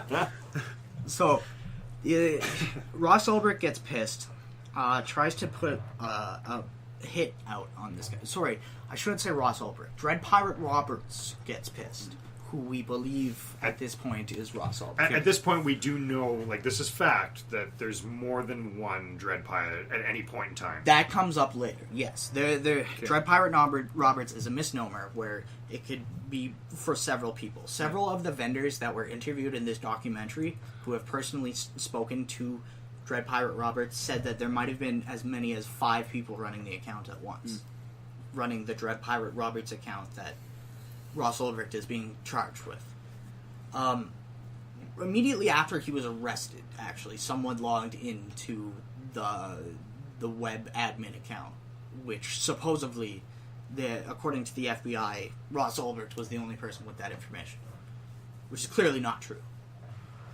So there were several admins. One of these vendors said that he believed that he didn't find it likely that the Dread Pirate Roberts that he knew would put out the hit. He said that's not how he was. He could have seen one of the other Dread Pirate Roberts doing it, though. But not this one. Yes. And that's the one that's arrested for it, right? Yes, he said he doesn't believe it was him. Okay. Now, remember this guy Curtis Green I talked about, Chronic Pain, when he got arrested. Ross Ulbricht found out about it, and at first he sent an email to, I believe it was Knob, who is that admin who is really an FBI. So he sent something to him, and he's like, I want him beat up. Sent him something the next day, and he's like, can we change the order to execute instead of torture? Here's where shit gets fucked up a third time. The FBI go along with it. They send staged photos of this guy's bloody corpse to Ross Ulbricht. Ross Ulbricht sends the man $150,000 in Bitcoin to an FBI agent. That is. This is where it gets really messed up. That's in the transcripts. We've never seen that money back again. We have no idea where it is. And that's where that thought of, like, the FBI that were involved with this are actually pocketing said Bitcoin. Yes. For themselves. And this is not the only time. Remember I said that someone logged into the Silk Road admin right after Ross Ulbricht was arrested? They moved a bunch of Bitcoin out of there. So that could have been one of the other Ross Ulbricht, or one of the other Dread Pirate Roberts. That could have been an FBI agent who had access to the site. Yeah. Now, that was not the only murder for hire that happened. Apparently there were 3 more murder for hires that took place. There are no bodies. There is no evidence that there was ever any murders. We know there was one staged murder, at least one staged murder, perpetrated by the FBI. So shit's fucking weird. Absolutely. And right now, with all this, like, even just hearing it is very, like, it's almost daunting to the mind to, like, put everything together the way that it's being said, because it's so fucking all over the place. Oh, yeah. But a lot of this stuff is backed up by documents. Yeah. Which brings up to that question of, like, if they have documents on every bit of Bitcoin transaction, just period, doesn't matter where it goes, what it's being spent on, they have transactions of it. Couldn't they trace that 150,000 Bitcoin, like, from documents, like, oh, it got used from here to here? That's my question. Like, they clearly can, because they have that backup. but it's not being looked into. It's almost like turned a blind eye. Yeah. Well, there's ways to trace a Bitcoin from one wallet to the other, but there's no way to prove who owns that wallet. Okay, so that's where it gets a little murky. Yeah, it gets pretty complicated actually finding out who has these Bitcoins in hand. But there's evidence that several of these people involved in this have taken Bitcoin. I believe they were trying to charge one of the guys, but the charges got dropped. So, okay, let's get back on track with this. What is he being charged with right now, and what is he facing? Well, when they went to trial, there was suddenly no mention of these murder for hires. So they tried to build their defense. Everything they tried to say, like all the things I pointed out, all these flaws, where he was not the only Dread Pirate Roberts. Someone else accessed the Dread Pirate Roberts login after he was arrested. People don't think he would have put out a murder for hire. Basically, the prosecution just said, no, we're not allowing any of this. And then day of prosecution comes around. He's facing charges for a murder for hire that they know never happened. So, but they can have the murder for hire, like the like by law standards, just making the implication of like, I will give you money to do this. That still has implications in the law. It's not as strong of a case, like it's not going to have the same impact over his overall sentence of getting charged, right? Yeah. But it does have an impact on there. So I can see where that can be a charging in. But from what I understand is that they're almost charging him like he has done the murder at this point, is what I Has thought. he been prosecuted? He has now. He spent like a year. Actually, he just got prosecuted in February 2015. Here are the charges right here. Money laundering, computer hacking, conspiracy to traffic narcotics, and procuring murder. He was convicted of all the charges, and he's facing life in jail. Yeah, that sounds like life right there. There's something called Free Ross, which is his mom, Lynn Ross, started a campaign to try and raise money to show that he's innocent and to pay for his bail. How much is his bail? Several million. Yeah, it's gone. They were able to raise over $1 million, but the judge said because of there was this alleged murder for hire, that he's a danger to the community, so they gave him no bail. Wow. So this man is facing life in jail right now. Wow. So right now, what sounds like the next step for them is they're going to have to prove that it wasn't him that did the murder for hire. If they can't get that they're gonna have proven, to appeal. they have nothing. Yes. That's the thing that's hindering everything. That's one fucked up situation. It really is, because there's no way legally these FBI agents should have ever found that server or gone into that server to create backups. I got pissed off when I went $5 over my data limit. I can only imagine what would fucking happen if shit like this happened. I'd be so fucking angry. No kidding. Like, holy No fuck. kidding. And like, no matter what you say, they're not listening to you. No matter what proof you put forth in the court, they're like, it doesn't count. Like, how the fuck does that work? Like, here's some like irrefutable evidence saying that it's okay. Like, I did not do this, and they're like, that didn't exist. Basically, his trial played out through the media. So many people were aware of his trial because of the media, and the media was saying he's a dangerous drug dealer. They were comparing him to a drug kingpin. And people just... But his intentions were never that. bad, right? No, his intentions were great. Yeah. He wanted to reduce violence in the drug community, which I would say is a noble cause. For the most part, agree, yeah. Like, yeah. I mean, because the drugs are going to get sold. Period. Yeah, Whether it's on here, whether it's on the streets, it's going to get sold. Yeah. It's not going to stop. He's trying to find a safer outlet for that to work. Okay, I can get behind that. I see that being there. I also see the legal aspects of that too, though, where it's no longer being tracked. And here's the issue. Like, the issue is like you can have a 12-year-old kid buy it, right? Like where a young kid standing by the mailbox, right? Like that's the issue with it. The Right? young kids could go up to downfall. anyone selling crack on the streets too.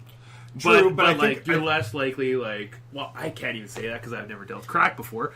But I feel like you're not going to be like, oh, here's a 6-year-old kid take some crack. Like I wouldn't go. Yeah, I'd probably look for some guy that's wandering around scratching himself, and opposed to like a little kid walking. If you watch the documentaries, one of these vendors who was interviewed, like remember, there's a giant community behind Silk Road.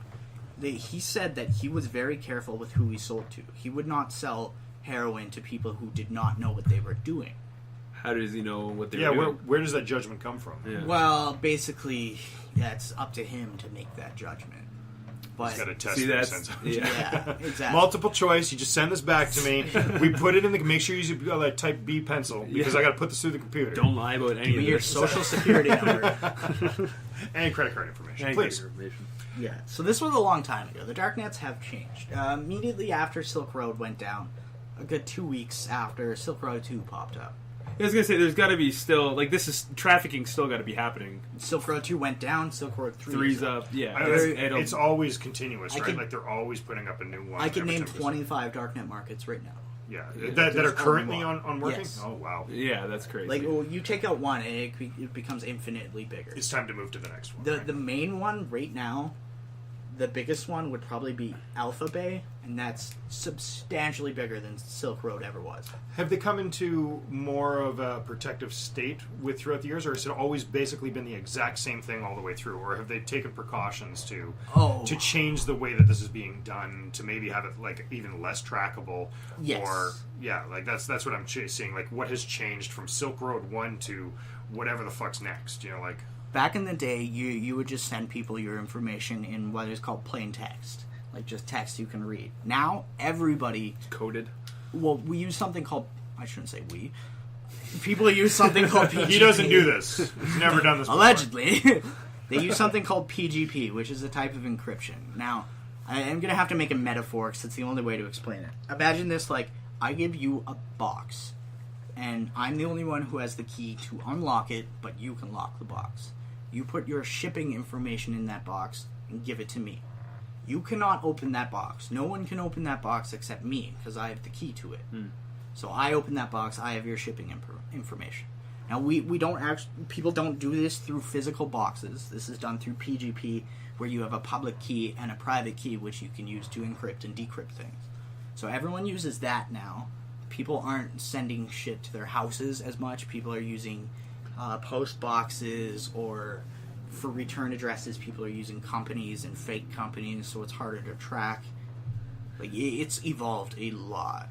And I think some of the cool things about this whole thing is like you could go on Silk Road and you could buy DMT, or you can buy drugs that you typically couldn't just find on the streets. Not only that, there's prescription drugs on there that you could get incredibly cheaper than Thanks what for you're bringing paying that up. Yeah. I think this is a super beneficial thing right now in the States. Yes, actually. To buy medication and stuff is fucking ridiculous going through your EpiPen? pharmaceutical. Yeah, unbelievable how much more expensive it actually is than the product itself. Can't remember the case. I'm sure you can correct me on this, but there was that guy that had the Martin Shkreli. Thank you. Okay, so he had these pills. What was it for? It wasn't for MS. He's done this twice. He did this with EpiPens as well. Yeah. He upped the price of EpiPens. 600% By or like some a shit like that, right? crazy. Yeah. Which that's the whole point, is that they get this corner of the market and they can do whatever the fuck they want with it, which is fucking terrible. They take a generic drug and then they patent it, and then you got to pay out for the patent. Yeah, basically, you're paying this Disgusting. extra. It's fucking disgusting. Yeah. This is a bypass on it. So, like, if we're going to try and talk positives on the Silk Road, this is a chance for, say, somebody has to take some medication for, like, cancer or like, some sort of chemotherapy thing that they need to get done. They can get it cheaper through this with a little more risk involved. But it's actually affordable. Chemotherapy medication is Hundreds of fucking thousands of them. expensive. Yeah. Like, it ruins families. Not people. Entire families, and just by price alone. So I think this is something that isn't necessarily a bad thing. That's like my grandma too. She's been on Oxycontins for like 20 years, and she had like a given dose that she was like her doctor prescribed to her when she got in her car accident. It's a pain, obviously, thing. She got screws in her back and etc. But a doctor prescribed her like a given amount 20 years ago, and like.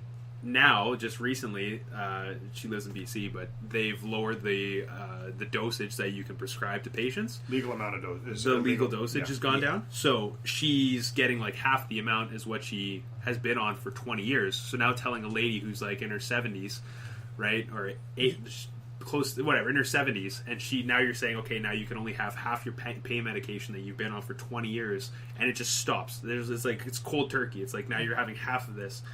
This is an opportunity again where it's like, okay, doesn't like you can't prescribe someone a drug like Oxycontin for 20 years, this given amount for 20 years, and then just take it away. Well, especially when they build with- up a tolerance like that, like That's to knock it, yeah, the amount, withdrawals. it doesn't do shit for you anymore. Like it No. literally, it's it's useless. yeah, you like that's why it works the way it works. That's why, not to bring in another conspiracy, but the Kurt Cobain murder, they're like he couldn't move his hands. That guy was on so much heroin throughout his years, he built up such a tolerance. Yeah. Not to debate what actually happened, they're just saying that there is that possibility that he had such a tolerance he could handle that amount and still be able to move. And that's fucked up that happens. Yeah. It's definitely possible. So now you got to live out the rest of your years with pain. But this is like, again, this is an alternative where it's like you can make your own choice and your own freedom to, if you feel like, in her situation, I think it would be a good situation where she can buy stuff. And So let's talk about the pros. To end this, let's talk about the pros and cons of the Darknet. Specifically Darknet markets. For me, I would say the pros are you're able to get stuff you wouldn't regularly be able to get. There's a lot of drugs on there that you can't necessarily find on the street. Whether you think drugs are good or bad, I'm going off this on drugs are good, they shouldn't be illegal, there's psychedelic medicines, I'll get more into this. And are we talking about, episode. so we're talking about legal drugs? Legal and illegal Okay. drugs. I think another thing that's great is the community still exists. There are forums where people will send their drugs to what's called energy control in Spain, and they will test them and tell you what's exactly in that drug. These are huge. That's awesome. It's an amazing It's thing. like a grading system for the drugs. Yeah, well, it's promoting safe drug use. Mm-hmm. Like, everyone's talking about using reagents, which are kits that will change color like what the police have.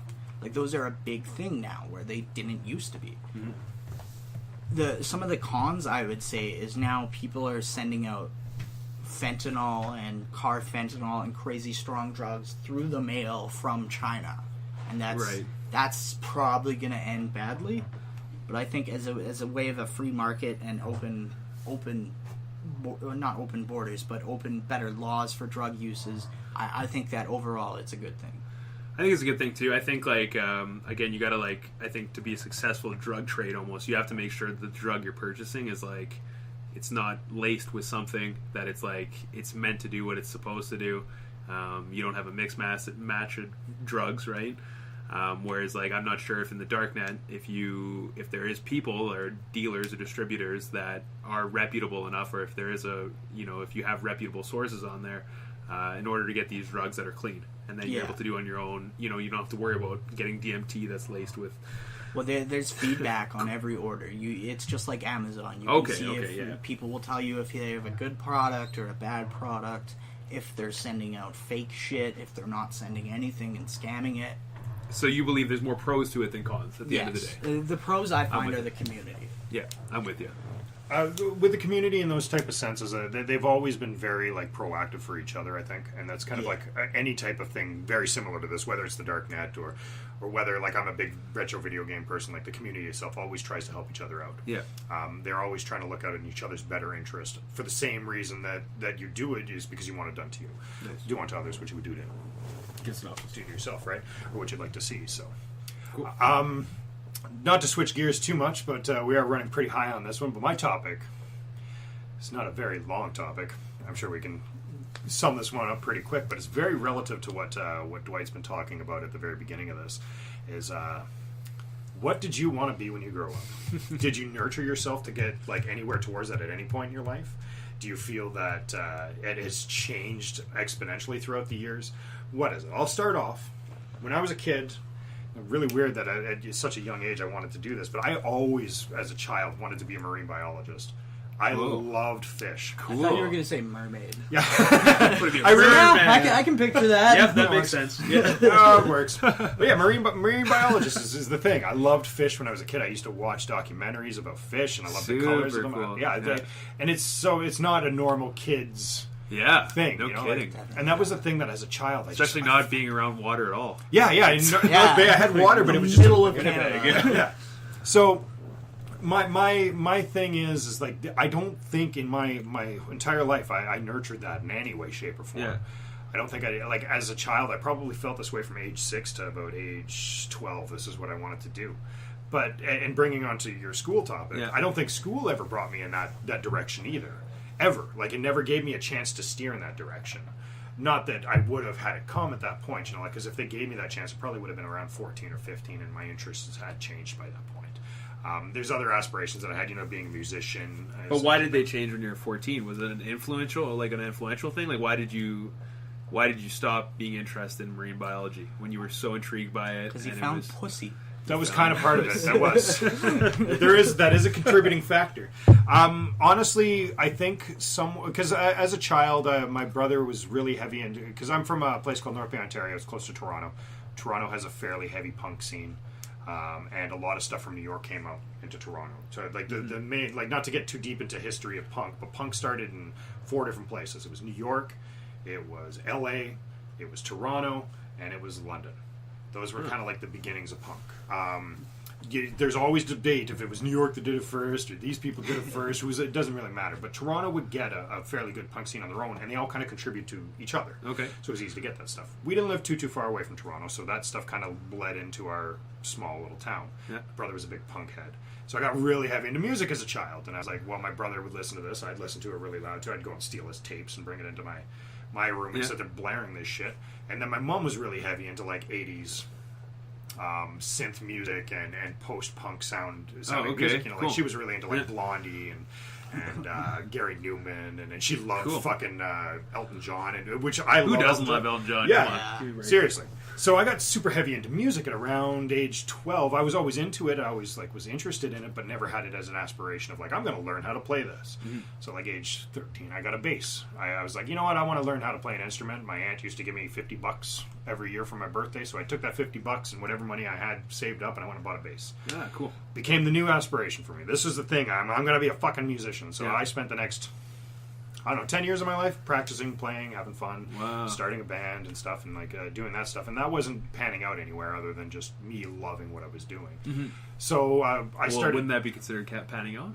I think it would. Yeah. Just as a career, I'm saying. Okay. As a career, it didn't pan out. Financially. As a hobby, unbelievable. So much fun. I treasure. That's one of my treasures. Is the stuff that we recorded as a group and stuff. I love that stuff. I'll show it to you one day. Yeah. So that being nurtured in that sense in my life, I was like, well, I'm not making the money from here. I've got to be able to do something with my life. And my brother became a chef, and a really well-known chef in Canada, anyway, as far as I'm concerned, anyway. It may not be true, but he's a really good chef, anyway. He's your brother, that's just what he tells me. It's what he tells me. But yeah, I have I'm a little biased because he's my brother. Yeah, of course. But yeah, he was a head chef at some very fancy restaurants in Alberta and stuff. And I was like, I like that too. I like cooking. I've always had that in my life. My dad was a great cook. My mom was a great cook. And they taught me. So I'm going to start moving towards that. I started seeing money come as soon as I started doing it. Right. So that's how my choice kind of went. So it was steered towards money? Yes, absolutely. Oh. Yeah, I know it's not the right way to go. Sad reality how can of it the world. Be, though? Yeah. It's really hard because you can't just sit on the streets and hope that money comes your way. You have to make some money and then... You can, but then you're a panhandler. Well, exactly. But what you need to do is find a good balance between what's making you money and what's making you happy. Yeah. In very few cases, the thing that makes you happy makes you money. And that's where you get to real careers. Yes. I agree. I'm totally with you. When I was, I used to work for Winpack, and I used to make really good money. I mean, it's you're in a union job, and this is when I was 18. I was the youngest person in the factory, and I was making What's Winpack? Winpack's a plastic manufacturing company. Oh, okay. It's huge, but so yeah, I had a good position. I was making really good money, and I had a good pension plan. Everything that you could have really asked for, especially when you're 18. I kind of, and everyone there was that was their career. They all had cottages. They were all this whatever. is what I'm doing. Yeah. So anyways, I was there for a couple years, and by the end of it, what really deterred me is those people that have been there for that had cabins, they had all this nice stuff, were some of the most miserable people I've ever met in my entire life. And the thing that it was that it was so repetitive what they were doing every single day, and they stopped challenging themselves. The job was mindless at a point. And even I was there for 2 years, and my job was mindless. I didn't have to think twice about what I was doing. It was very simple. I was running a big machine, but once you knew how to learn it, the learning curve stopped. And any kind of union job, right, if you wanted to kind of advance to another position, or if I wanted to move my way into the office, it was, how many years have I been in the Winpack for, right? It goes based on seniority. It doesn't go based on skill or performance, exactly. So I was at a point too where I was huge into fitness at the time. I wanted to be a firefighter when I was a kid. Yeah. That was one of your first? Was that your first? Like, That was I wanna like be a my mom firefighter? used to keep this journal of like when she would say like, ask me in kindergarten, what do you want to be when you're older? Grade 1, same thing. And firefighter was one of the very first ones I put. And how does it feel to accomplish that? Because I know you were a volunteer. Yeah, you moved Yeah, it yourself was in that super- direction. yeah, so for you sure. It was nurtured awesome. your Yes. like aspiration as a child. Well, my mom said when I started doing it, actually, when I started training and I started getting myself in shape for the firefighting, I really fell in love with. I liked being at the gym and training for firefighting more than I liked the firefighting itself. Like I knew I loved it. Like I loved being in the gym. I was there. I spent so much time there. I thought it was an awesome environment. So I was always told like find what you like find something you love, and then figure out a way to make money at it afterwards.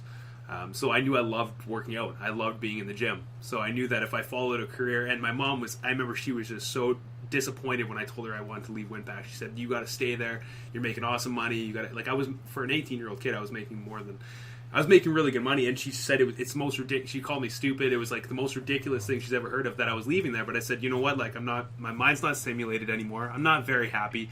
And sure, I can do this for the rest of my life, and I'd be probably pretty well off. But how happy am I going to be in the whole journey?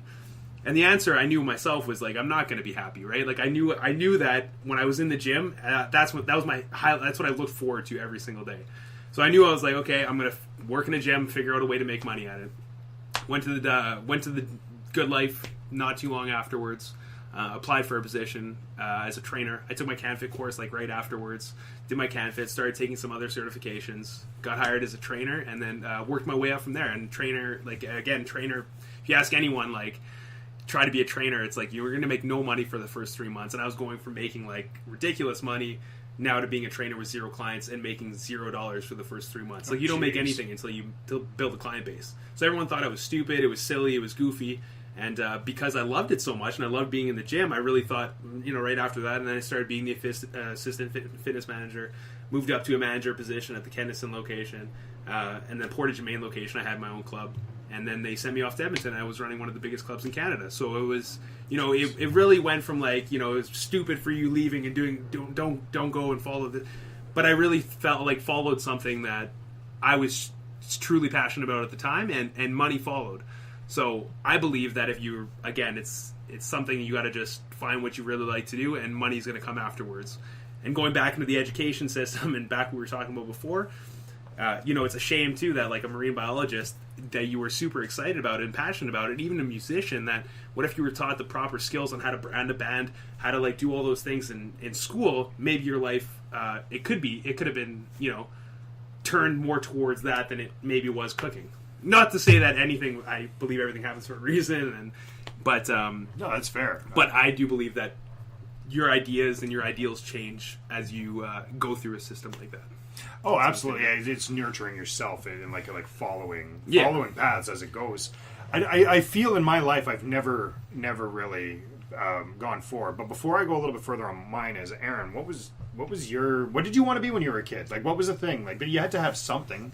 I don't know. I was kind of a weird, depressed kid. I really wanted to write poems. No. I wanted to be a skateboarder for the longest time. There's nothing wrong with that. That is super Yeah. cool. I like in my mid-20s, I had the same thing. I wanted to do it. I couldn't do it, but I wanted to. I spent years skateboarding. I was decent. I was pretty good. And then, I don't know, I kind of fell off it and then picked up more technological stuff. Like now, I would just love any job with computers where I get to work with computers and fix computers. And it's just a big switch.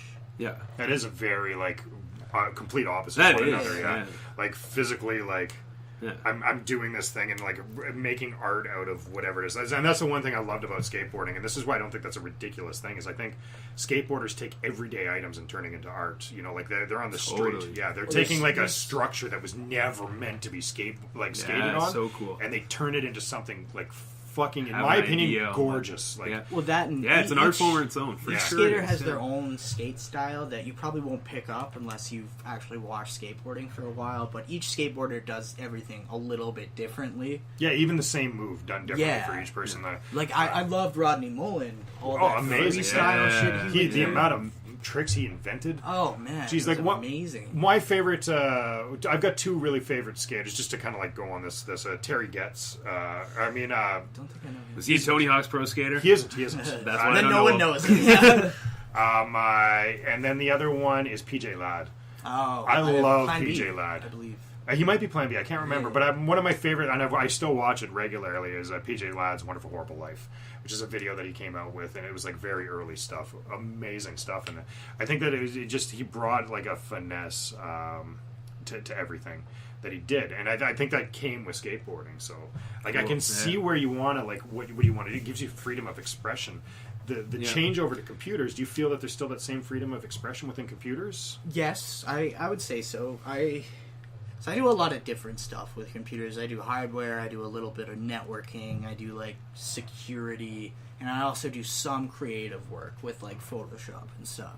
But I think skateboarding has taught me some things. Like, it's taught you to keep going and to not give up and how to put Persistence. up with pain. Awesome. Shit like that. Fall down and getting the fuck back up. Yeah, that was Totally. my life for like 10 years. Awesome. That's Yeah. awesome. I That's think the such a worst good thing I way to ever put did, it. I was wet out, and I didn't really understand power slides. So I was like, It's I the fucking bad combo. Oh yeah, I like hooked myself. I was going at like full board speed, and I'm like, this is like nothing but sheer water and everything. This is gonna be fucking great. And I was with Maddie, if you remember Maddie, the prep cook. It was him and this other guy I was with. I'm like, check this out. I'm gonna do this shit. I'm gonna fucking power slide for like 10 feet. So I'm like, quick, and then whoop, bap, right up. Chin on the ground, and then like just slid like 5 feet. And Yeah, that's a power slide. yeah, it's definitely a power slide. You did it. But I got back up, and I jumped on my board, and it hurt like a motherfucker, but I tried again. And then I tried That's again. awesome, yeah. And I tried again. About the 5th time, I was able to power slide for a good, 4 or 5 feet. It wasn't the 10 that I wanted, but Yeah. you always game for a little bit more than what you can achieve, right? I would Yeah, say yeah. it taught me a lot of persistence. Like, I was one of those crazy fucks who would just try stuff that they know they couldn't land. Like, since I was like 12, I would go to like St. Mattel Skate Park, drop in on the biggest ramp, and Oh, God, I fucking loved that go park. all the way across to the spine transfer ramp and try and do a spine transfer.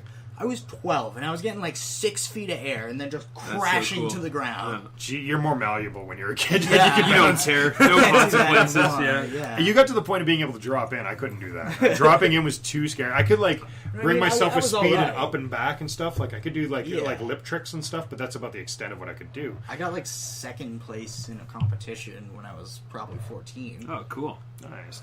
Yeah. So my question to you, like bringing it back to the topic, do you feel that you're following your dream right now? I can't answer that. No, You're I'm my not- manager. No, I'm not talking about our work here. I'm talking about like outside of work. Do you feel that you're pursuing what you love? And do you Slowly. slowly? Yeah, So you're there's a nicking lot at of it every shit now and I again? got to work on with my own stuff, but yeah, I think I'm pursuing. And I think this is helping a lot. Yeah. Now I'm not just yelling at people about my crazy ideas. I actually have an outlet. It's always a good day at work when we come in and you're just angry over something that man. happened. Let's hear it. Yeah. Come on, lay Bring it it on on. me, buddy. Lay it on me. How about you? Do you feel that you're following your dream? Yeah. You know what? Like, everything I've decided... This, again, what Aaron said, I think I am doing something like this. Yep. But everything I've kind of ever done in my life, I try not to waste any time. Like, I know time is the one thing you can never buy or buy back. It's the only thing you really have that's worth anything. So I feel like even one wasted day of me not doing something I like, or if I'm ever miserable for one day, I look back on it and be like, that was a huge waste of a day. What can I do tomorrow? So that never happens again. I'll write down sometimes the things that I'm not enjoying or that's making my day off, and I'll make sure to avoid those things coming forward. But if I'm not living every day to the fullest, and if I'm not doing what I really want to do, I think being a firefighter and wanting to be a firefighter as a kid really brought me to where I am, even sitting here today. It made me travel the world. I've done everything. I've bungee, like I've said before, I've done a lot of things that I've loved to do, and I think it really just stemmed from following my goal and vision kind of my entire life, and not settling for... I mean, of course, there's other things I can strive for in my life, but me in 10 years is kind of what I'm looking forward to, and striving for it to be better every single day, not just... I think a good future is not knowing what you're going to be in 5 years. Oh, yeah, that's exciting. If you knew Yeah. your future, who would want it? That's boring. Yeah, absolutely. Not knowing where you're going to be in 5 Follow your years. from now. passions. Follow what you want to do. I think keep you're- those ideas of skateboarding and technology in your head. And I'd pick it up again, but I'd probably just break my leg.